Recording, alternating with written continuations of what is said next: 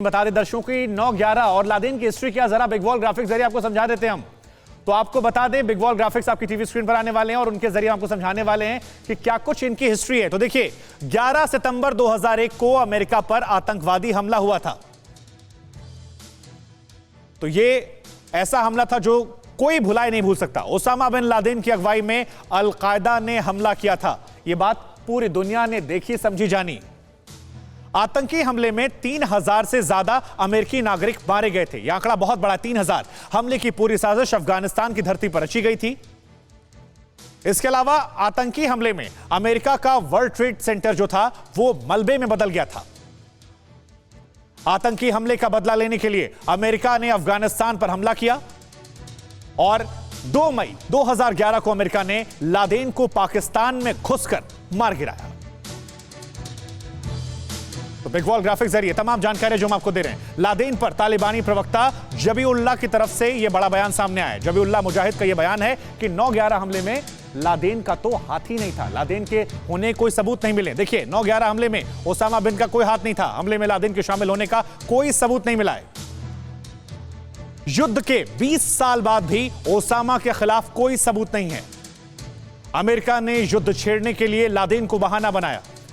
तो ये बड़ी बातें यहां कहेंगे। विनोद दत्ता साहब लगातार हमारे साथ बने हुए। विनोद दत्ता जी, इस बयान के मायने क्या है, जरा सरल शब्दों में समझाइए। क्या अमेरिका को निशाना बनाने के लिए बयान बनाया जा रहा है कि एक पृष्ठभूमि होगी कि अफगानिस्तान ने 20 साल अमेरिका को यह करना था, और इसके मायने क्या है?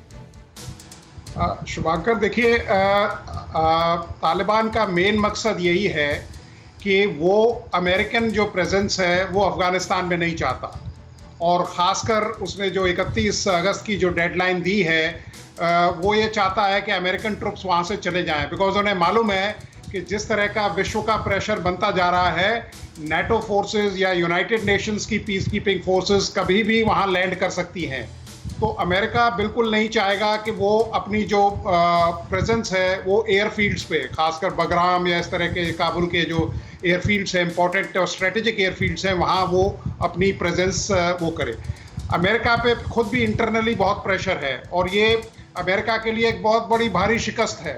और जिस तरह का चैलेंज तालिबान अमेरिका को दे रहा है, आप ये देखिए जब ओसामा का जो ऑपरेशन हुआ था उस समय बाइडेन साहब भी वहीं सिचुएशन रूम में बैठे हुए थे जब वो ऑपरेशन नेपच्यून स्पीयर लॉन्च किया गया था जी। और वो उसको देख रहे थे। तो बाइडेन साहब ये अपने आप को बिल्कुल अलग उससे नहीं कर सकते या अपने आप को डाइवोर्स नहीं कर सकते जो सिचुएशन या जिस तरह के इवेंट्स अनफोल्ड हुए हैं। नहीं तो बैड तालिबान जैसे गुड तालिबान हो गया, क्या आने वाले दिनों में ओसामा भी गुड ओसामा हो जाएगा? सर बिल्कुल, आप ये देखिए बरादर को 2010 में गिरफ्तार किया पाकिस्तान में, और किसके इंटरवेंशन पे उसको छोड़ा गया? अमेरिका के इंटरवेंशन पे। आज वही बरादर उनको वो दे रहा है। या जिस तरह से दोहा में जो करार हुआ उसके अंदर कहीं ना कहीं अभी तो सरकार भी नहीं बनी है अफगानिस्तान में तालिबान की, और ओसामा बिन लादेन के लिए यह कह दिया गया कि वो 9/11 अटैक में शामिल नहीं था। कल को यह भी कह दिया जाएगा कि ओसामा बिन लादेन आतंकी ही नहीं था। अड़ी सोमवार से शुक्रवार शाम 6 बजे सिर्फ TV9 भारतवर्ष पर।